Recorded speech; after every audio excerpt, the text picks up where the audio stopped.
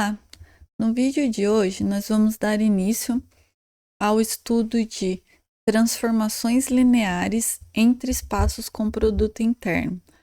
Então, nós vamos misturar tanto a parte de estudo de transformações lineares com a parte de espaços vetoriais com produto interno. E, em especial, a gente vai ver que informações a mais a gente consegue obter e propriedades quando a gente relaciona as transformações lineares com os produtos internos envolvidos. Eu vou começar no vídeo de hoje falando das isometrias. Então, isometrias vão ser transformações lineares que preservam distância nesses espaços.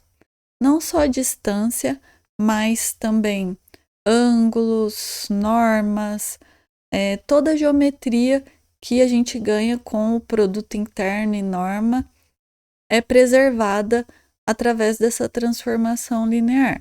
Então, elas vão ser um caso bem especial. Aqui, eu vou sempre estar considerando espaços vetoriais com produto interno, ter uma transformação linear, e para mim, a norma vai ser sempre a norma que vem do produto interno. Então, a norma associada ao produto interno do espaço vetorial. Apesar que o conceito de isometria também pode ser estudado em espaços normados, mesmo que não tenham relação com o produto interno, mas o nosso foco aqui vão ser exatamente as normas relacionadas com o produto interno. Então, não vou ficar falando isso toda hora, sempre que aparecer norma, eu estou me referindo à norma relacionada ao produto interno. Vou começar aqui com as definições. A primeira diz que T preserva um produto interno se satisfazer essa relação aqui. O produto interno da imagem de dois vetores por T vai ser igual ao produto interno dos dois vetores. T é isomorfismo entre espaços com produto interno se ele for um isomorfismo e preservar o produto interno. T é isometria se preserva a norma. Então, a norma da imagem de um vetor é igual à norma do próprio vetor para todo mundo no domínio. Aqui com um exemplo bem clássico, que é a rotação em R2. Sempre que eu não falar nada, eu estou considerando o produto interno canônico.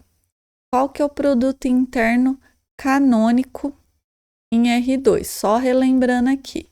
Produto interno entre dois vetores AB e CD vai ser dado por AC mais BD. E a gente estende essa mesma ideia para Rn. Então, quem que é o operador rotação por um ângulo θ? Vamos descrever ele aqui. Coloquei uma figurinha para auxiliar. Lembra, para descrever um operador, basta eu descrever o que ele faz numa base. E daí é unicamente estendível para o espaço inteiro. Então, vou fixar aqui a base canônica, E1, E2. O que o operador ele faz, por exemplo, em E1? Ele vai levar o E1 neste vetor aqui, T1, que é a rotação por ângulo θ. E como que eu descrevo esse vetor? Olhando para esse triângulo retângulo aqui, como o meu E1 tem norma 1, então a hipotenusa desse triângulo é 1, e aí a componente aqui na direção de E1 vai medir exatamente cosseno de θ, que é a medida desse cateto aqui do triângulo, vezes E1. A componente na direção de E2 é a medida desse outro cateto, que vai ser o seno de θ vezes E2. E no E2, então rotacionei ele aqui. Quem que é a componente na direção de E1? Então, essa medida aqui é a mesma dessa, né? É seno θ. No entanto, eu tenho que multiplicar por menos seno θ, porque eu estou invertendo aqui o sentido de E1. E na direção de E2 vai ser essa medida aqui que dá cosseno θ vezes E2. Então, calculei aqui o T dos vetores da base canônica.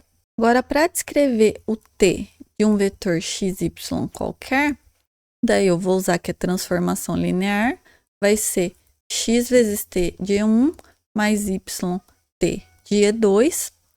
Então, substituindo, vai ficar x cosseno θ E1 mais seno θ E2 mais y vezes menos seno θ E1 mais cosseno θ E2. Aí, rearranjando aqui, colocando E1 e E2 em evidência, eu vou ficar x cosseno θ menos y seno θ, que multiplica E1, mais x seno θ mais y cosseno θ, que multiplica E2. Se eu quisesse, eu poderia também descrever a matriz de T na base canônica. Quem que fica na primeira coluna? As coordenadas do T do primeiro vetor. Então, vai aparecer aqui cosseno θ, seno θ. E na segunda coluna, as coordenadas do segundo vetor, menos seno θ, cosseno θ. Beleza. Agora, vamos calcular, por exemplo, quem que é a norma de um T do xy. Vou calcular ela ao quadrado. Se a norma de T de V é igual, é 6 somente C, igual a norma de V, 6 somente C, os seus quadrados também forem iguais, porque a norma já é sempre um valor positivo. Então, posso fazer com o quadrado para ficar mais fácil não ter aquela raiz. Então, quem que é a norma ao quadrado? Vai ficar x cosseno θ menos y seno θ ao quadrado, mais x seno θ mais y cosseno θ ao quadrado.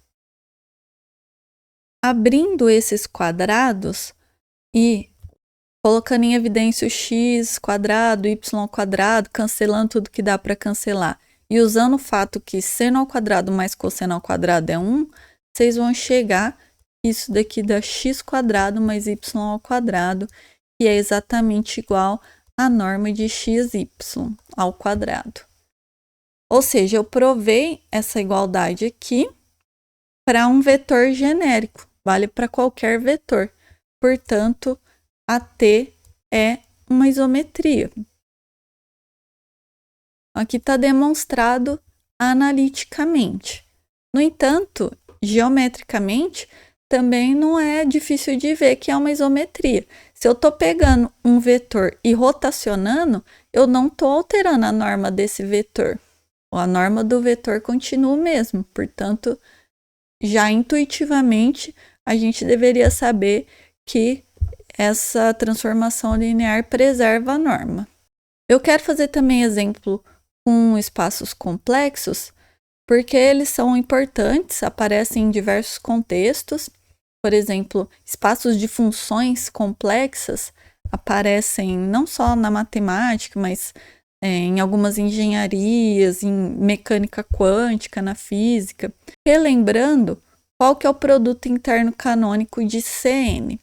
Então, de Cn, a gente tem essa pequena diferença de Rn, que é ter que colocar essas barras aqui nas coordenadas do segundo vetor. Essa barra significa o conjugado complexo desse número complexo.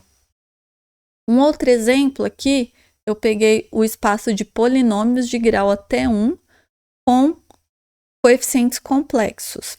Eu posso definir esse produto interno aqui, usando a integral. Quando se trata de espaços de funções, esse produto interno utilizando integral é o mais utilizado, tem diversas aplicações. A gente conseguiria descrever explicitamente, dado um polinômio a mais bx e o outro c mais dx, quem que é o produto interno entre eles em termos dos seus coeficientes. Então, substituindo aqui na integral, abrindo esse produto, eu posso tirar as constantes para fora de cada integral, e aí no final eu vou ter que calcular uma integral de monômios, integral real mesmo. Então, calculando, a gente obtém essa expressão aqui para o produto interno entre dois polinômios com coeficientes complexos. Depois a gente vai usar esse exemplo aqui para ilustrar um resultado. que é o seguinte, eu coloquei aqui como exemplo, mas vamos verificar. Dado um K espaço qualquer com produto interno e uma base ortonormal, pega um vetor V do espaço e leva nas coordenadas de V em relação à base B. A base não precisaria ser ortonormal para eu definir essa transformação linear aqui. Mas sendo ortonormal, a gente consegue provar que essa T preserva produto interno. T de 1 com T de V, produto interno, vai ser igual a U com V. Então, vamos verificar isso.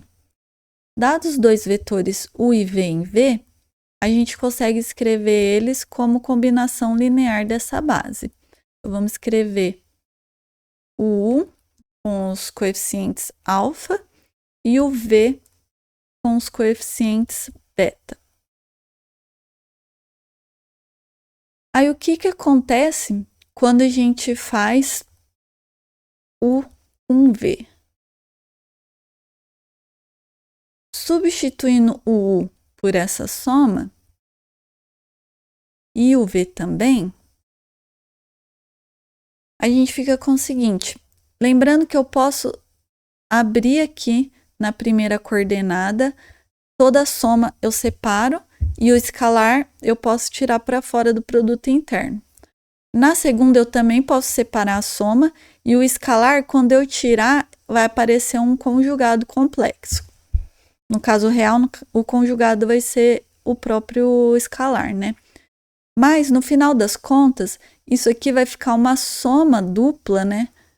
Envolvendo os alfa I, beta J, então, I e J, beta J barra, que multiplica VI, VJ. Aí, o que vai acontecer? Como essa base é ortogonal, para todo I diferente de J, isso daqui já vai zerar. Então, só vai sobrar a soma com o caso I igual a J, né? Então, vou chamar de I, variando de 1 até N, alfa I, beta I barra, que multiplica VI, VI.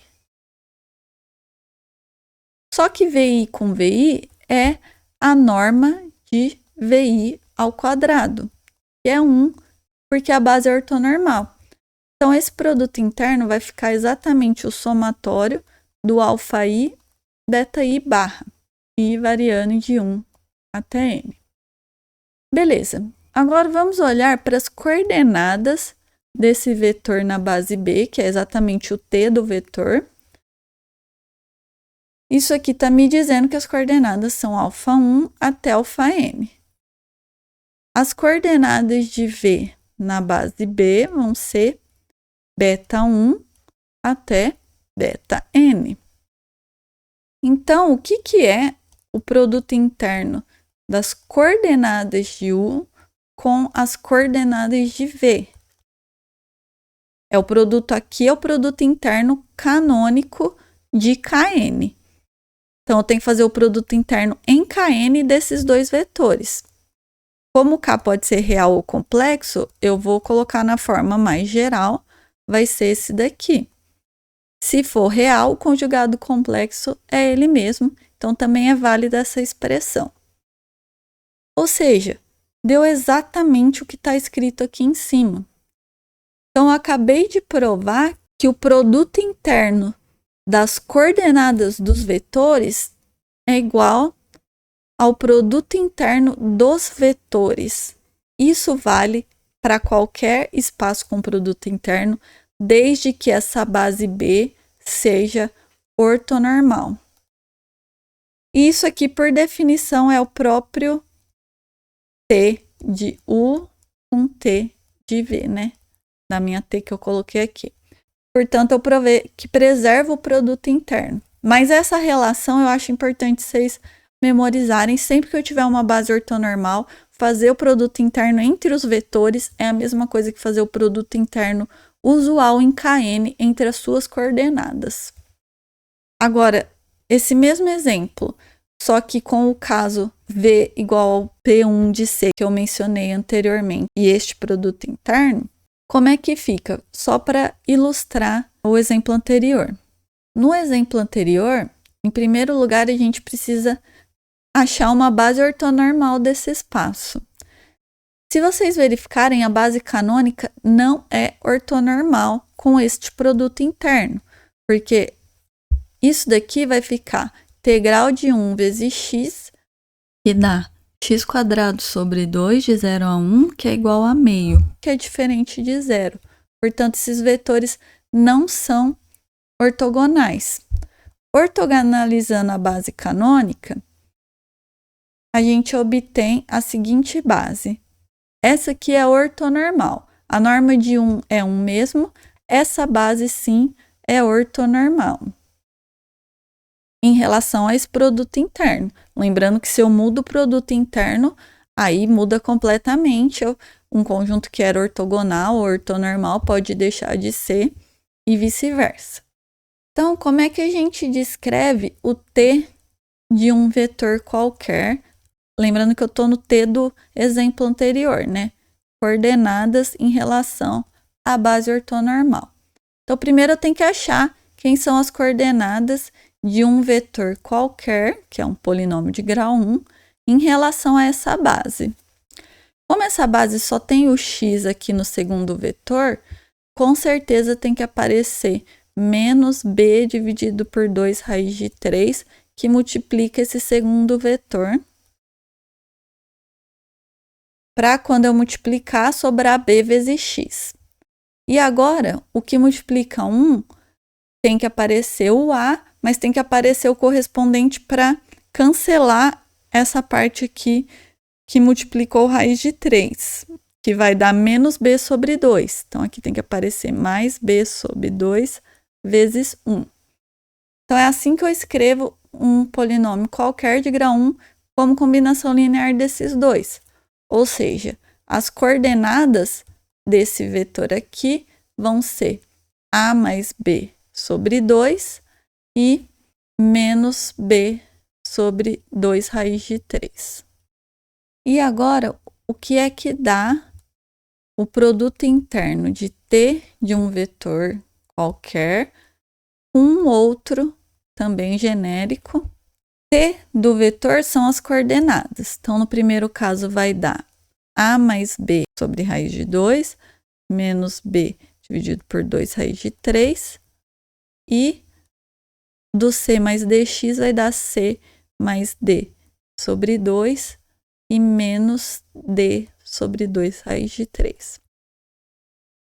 Aqui é o produto interno canônico de Cn, vai ficar a mais b sobre 2, que multiplica o conjugado de c mais d sobre 2, mais menos b sobre 2 raiz de 3, que multiplica o conjugado. Conjugado da soma é a soma dos conjugados.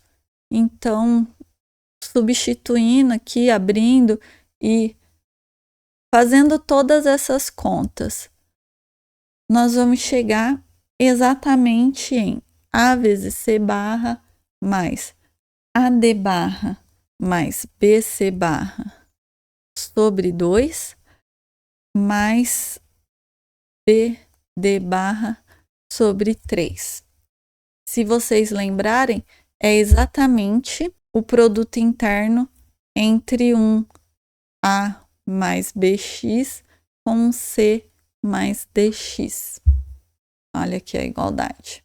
Portanto, está demonstrado aqui neste exemplo, ilustrado, que essa transformação linear, pegar um vetor e levar nas coordenadas dele em relação a uma base ortonormal, ela preserva o produto interno. O produto interno entre a mais bx e c mais dx é igual ao produto interno entre o t desses vetores. A gente acabou de demonstrar isso aqui. Agora, o primeiro resultado é esse. Se tem uma isometria, então ela é injetora. Então, obrigatoriamente, toda isometria é injetora. Como é que a gente prova isso? Vamos supor que eu tenho um T de U igual a um T de V, com U e V em U. Se T de U igual a T de V, então T de U menos V é zero. Só que, por hipótese, a norma de T de qualquer vetor é igual à norma desse vetor, porque é uma isometria. E isso daqui é zero, porque a norma de zero é zero. Só que a norma de um vetor é zero se e somente se esse vetor é o vetor nulo, ou seja, U é igual a V. Então aqui eu acabei de demonstrar que toda isometria é injetora. Seguindo, próxima propriedade diz que uma transformação linear preserva produto interno se e somente se ela é isometria.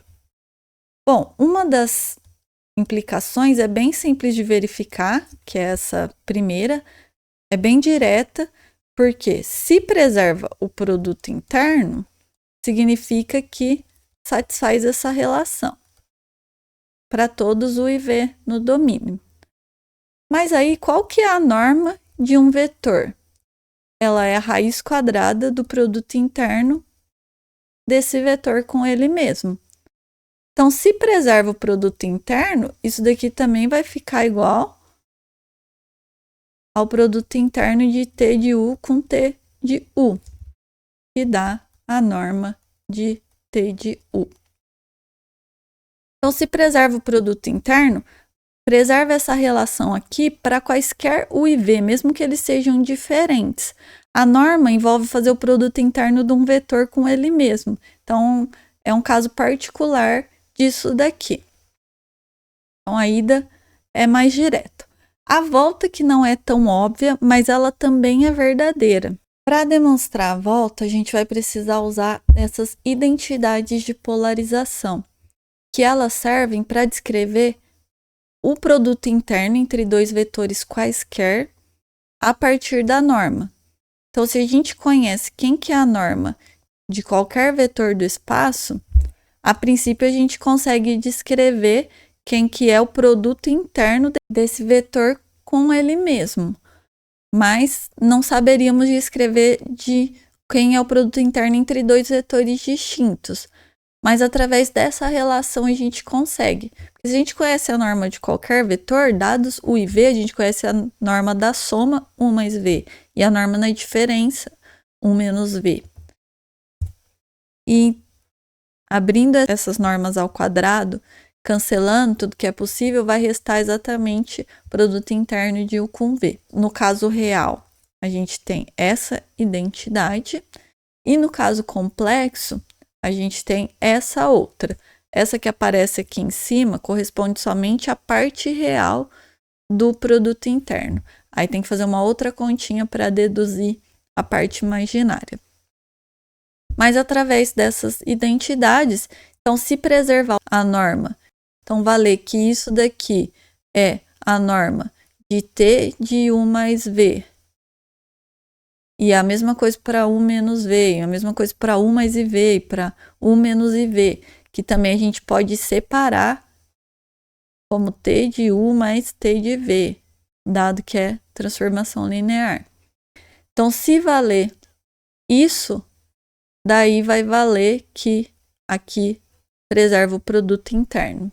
A gente tem aqui mais um teorema que se trata de espaços de dimensão finita e de mesma dimensão. São equivalentes. A primeira a gente já falou. Preserva produto interno se e somente se é isometria. A parte que é um isomorfismo entre espaços com produto interno segue do fato que isometria implica injetora e injetora entre espaços de mesma dimensão é isomorfismo. Então, essa daqui também segue facilmente. Basicamente, o que está faltando demonstrar é que essas condições são equivalentes a T leva uma base ortonormal de U em base ortonormal de V, ou leva toda a base ortonormal de U em toda a base ortonormal de V. Vamos verificar isso. Na verdade, vai ser bem simples. Eu vou provar, chama essa condição aqui de 1 é equivalente a chamar essa daqui de 4. Então, a primeira parte, 1 implica 4. Pega uma base ortonormal de U e a gente quer provar que o T de B é uma base ortonormal. Então, isso aqui vai ser o T de U1 até o T de UN. Então, se essa é ortonormal, a gente quer provar que essa aqui também é ortonormal. Só que o que é ser ortonormal? Significa que o I com o J é igual ao ΔJ. O que é o ΔJ? É 0 se I diferente de J e 1 se I igual a J. Então, a B ortonormal satisfaz isso. Por outro lado, estou assumindo que o T preserva o produto interno. Então, isso daqui é a mesma coisa que T de UI com T de UJ. Então, eu estou dizendo que T de B é ortonormal. Beleza? E a volta disso seria, supõe que a T de B é ortonormal. Então, a T de B é ΔJ. Aí eu não teria essa igualdade aqui, a princípio. Essa relação vale ΔJ. E a relação entre os U's também vale ΔJ. Daí eu ia concluir essa igualdade. Os dois são igual a ΔJ. Portanto, preserva o produto interno numa base. Só que se preserva o produto interno numa base, é fácil concluir que preserva no espaço inteiro, porque qualquer vetor do espaço, ele vai ser combinação linear desses U's aqui da base. Então, escrevendo como combinação linear da base e depois separando o produto interno, pelo fato de preservar o produto interno na base, vai preservar para qualquer vetor. Beleza? E 4 implica o 5, é bem óbvio, se leva toda, leva alguma. Mas por que está escrito essa outra condição aqui? É porque na hora de verificar, a gente não vai provar que qualquer base ortonormal que eu pegar, a imagem é uma base ortonormal.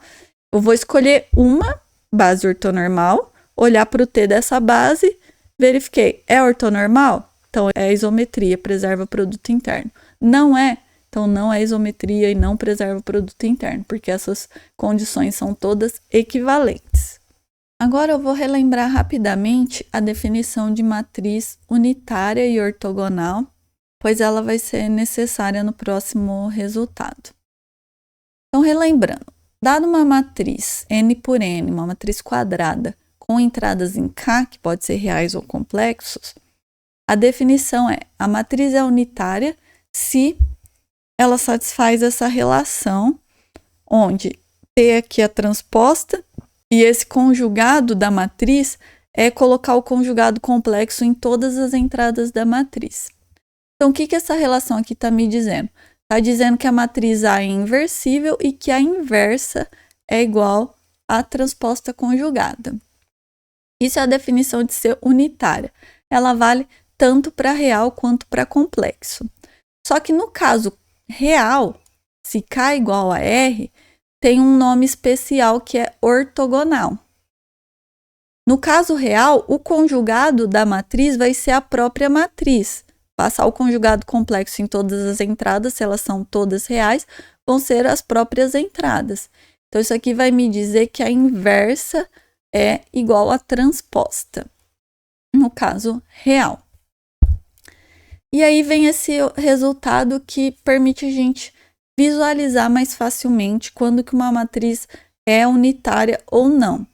Então, aqui, só corrigindo, esse ortogonal é se K igual a R. Essa definição é só para o caso K igual a R. Para o caso geral, a gente usa unitária, que é o que engloba o caso complexo. Uma matriz vai ser unitária se e somente se as colunas de A formam uma base ortonormal de Kn, e se e somente se as linhas de A formam uma base ortonormal de Kn. Aqui eu estou considerando o produto interno canônico ou usual de Kn, que eu já mencionei anteriormente qual é o usual de Rn e de Cm. Então, só passar uma ideia rapidinha do porquê que isso é verdade. A que multiplica A transposta conjugada. Em termos das linhas de A, vai aparecer aqui a linha 1 de A até a linha N de A. Isso aqui vai multiplicar. Eu vou descrever aqui as colunas. Só que a coluna de A transposta vai ser a mesma coisa que a linha de A. Linhas viram colunas quando a gente faz a transposta. Só que aqui tem um conjugado complexo por causa desse conjugado aqui. Então, a segunda matriz vai ser exatamente essa, onde as colunas são as linhas de A conjugado. Quando eu faço esse produto de matrizes, como é que fica aqui a primeira entrada? Eu vou pegar a primeira linha, vou multiplicar pelos correspondentes da primeira coluna e somar. Então, no fundo, o que vai aparecer aqui é o produto interno da linha 1 de A com a linha 1 de A. Aqui eu tirei o conjugado porque a definição do produto interno, aqui vai estar os conjugados, vai ser a definição desse produto interno aqui. Se eu abrir esse produto interno, aparecem os conjugados aqui no segundo vetor. E assim por diante, é fácil a gente concluir que a entrada IJ desse produto de matrizes aqui vai ser exatamente o produto interno da linha I com a linha J de A. Portanto, daqui é fácil concluir que se esse produto é identidade, que é se a matriz é unitária, a entrada IJ vai ser o tal do delta IJ. Vai ser 0 se I diferente de J e 1 se I igual a J. E daí eu vou tirar, então, que as linhas são vetores ortonormais. Para a relação das colunas, a gente teria que olhar para o produto na outra ordem. A transposta conjugada vezes a entrada IJ vai ser o produto interno da coluna J com a coluna I de A. Então, deixo como exercício vocês verificarem isso. E aí, a partir dessas duas relações, a gente tira essa proposição.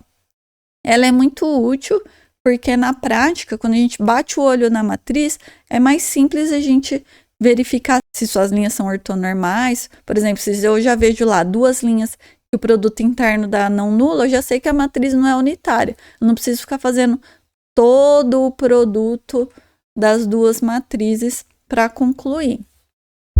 E agora, a próxima proposição diz: se eu tiver U e V de dimensão finita e mesma dimensão, B uma base ortonormal de U e C uma base ortonormal de V, T a isometria, C e somente C, a matriz de T nessas bases é uma matriz unitária. Então, uma outra maneira da gente verificar se uma transformação linear é isometria é a gente pega bases ortonormais de U e V e monta a matriz nessas bases. Só que isso só vale se as bases forem ortonormais, não vale bases quaisquer. Para lembrar disso, vocês pensam o seguinte: isometria é um conceito que tem a ver com o produto interno. Então, não adianta eu olhar para a matriz de T numa base qualquer. Tem que ser uma base que é boa nesse produto interno, que é uma base ortonormal.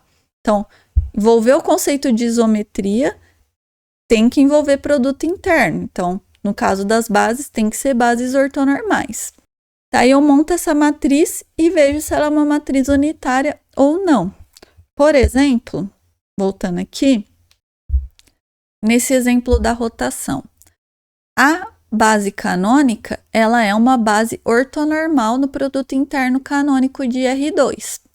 E a gente montou aqui a matriz de T.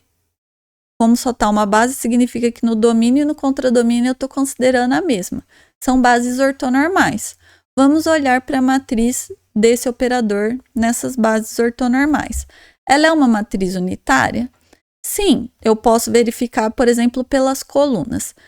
Nas colunas eu tenho seno ao quadrado mais cosseno ao quadrado é a norma de cada coluna, vai dar 1. Então, os vetores das colunas têm norma 1. E eles são ortogonais? É só se fazer o produto interno. Vai dar cosseno vezes menos seno, mais seno vezes cosseno, vai dar 0. Então, as colunas são ortogonais. Com norma 1 são ortonormais. Então, essa daqui é uma matriz unitária, portanto, o T é uma isometria. Mas, em geral, como é que a gente verifica? Eu vou colocar a ideia aqui.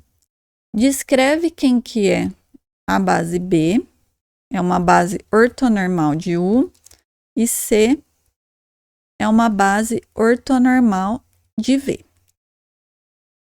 Quem que é a matriz de T nas bases B e C?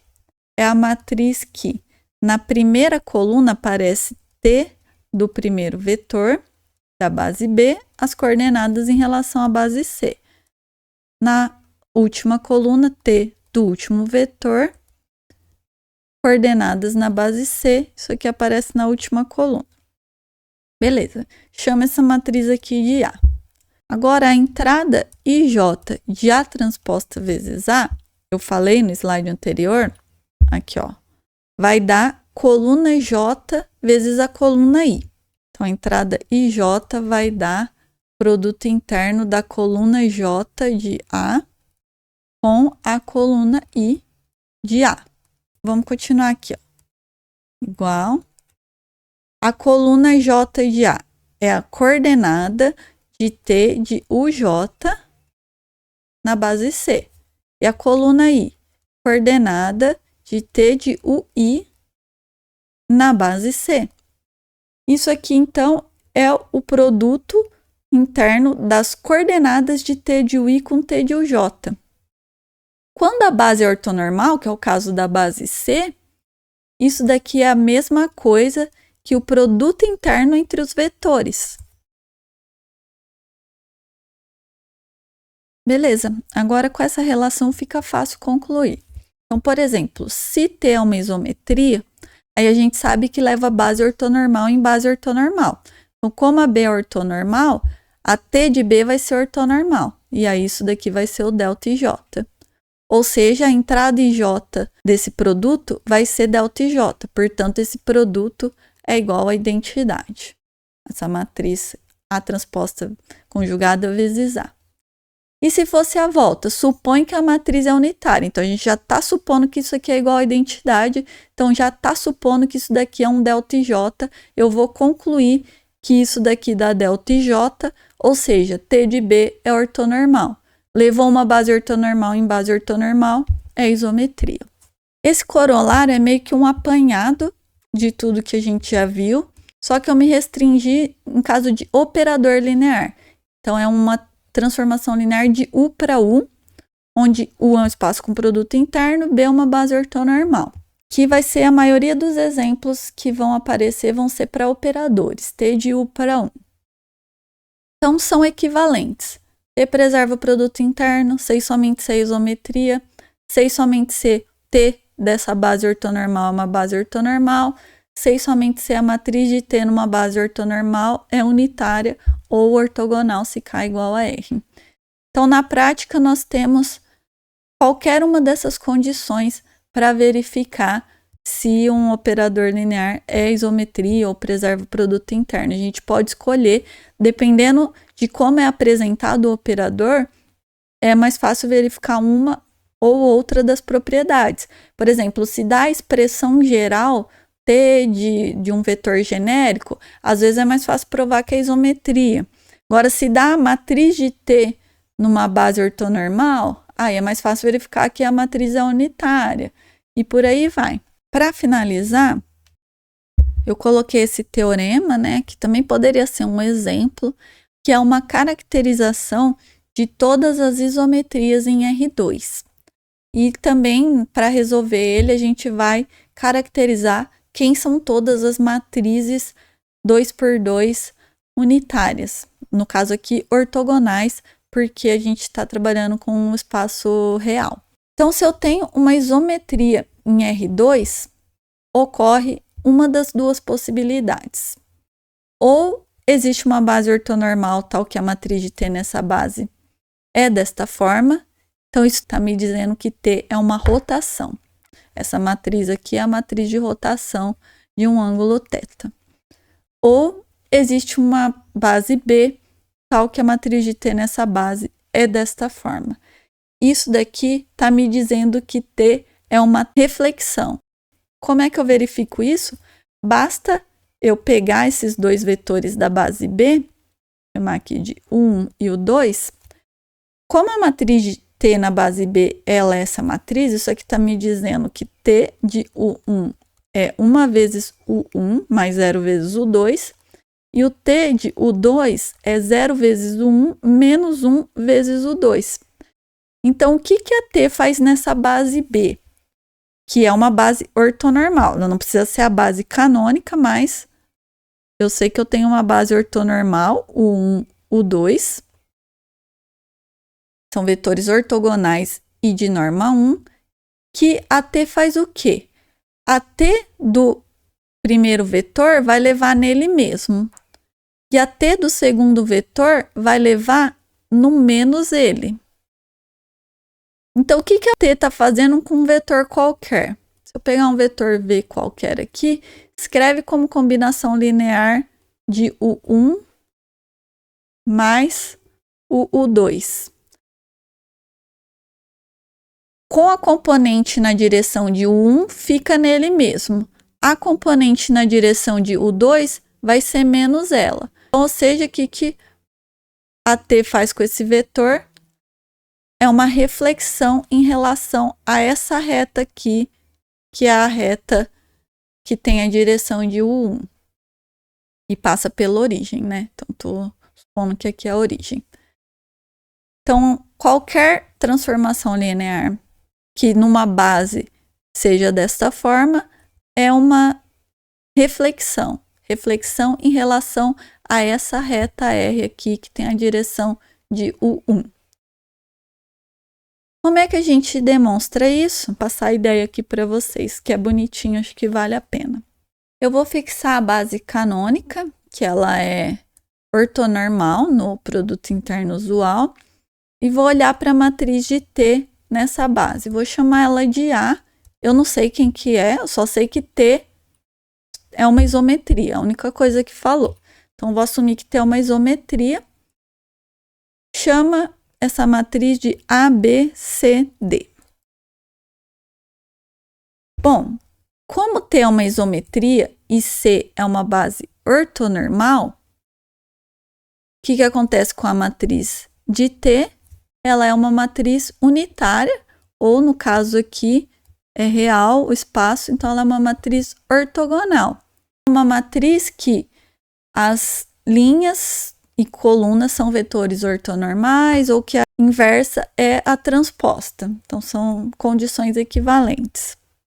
Daqui, a gente tira aqui. Em primeiro lugar, como a transposta vezes A é identidade, passando o determinante aqui, eu vou ficar que o determinante do produto é o produto dos determinantes, e o determinante da transposta é igual ao determinante da matriz. Então, vou ficar que o determinante de A ao quadrado é igual ao determinante da identidade, que é 1. Então, daqui eu já tiro que o determinante de A é mais ou menos 1. Então, só tem essas duas possibilidades para o determinante quando a matriz é ortogonal. Se eu tivesse no caso complexo, então que as entradas poderiam ser complexas, aí eu só concluiria que o módulo do determinante é 1.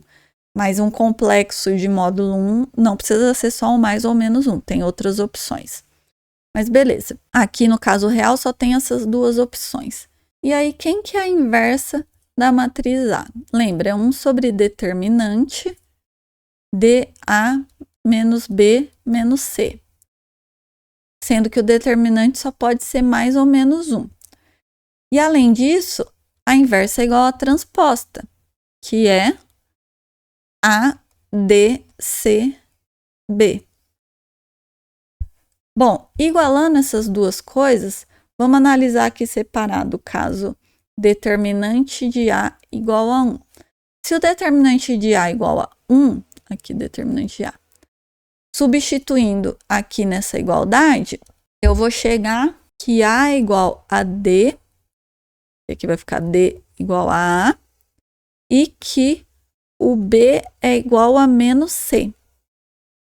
Ou seja, a minha matriz A, ela vai ser da forma A menos B, B, A. Só que, além disso, eu tenho que A ao quadrado mais B ao quadrado é igual a 1, que é a norma de cada coluna, ou de cada linha, ou determinante. Beleza.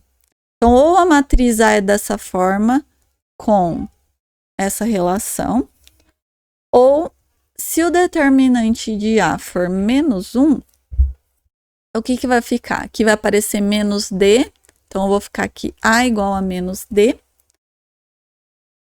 e aqui eu vou ficar aqui C igual a B, B igual a C. Então, a minha matriz A vai ser da forma A menos A, B, B.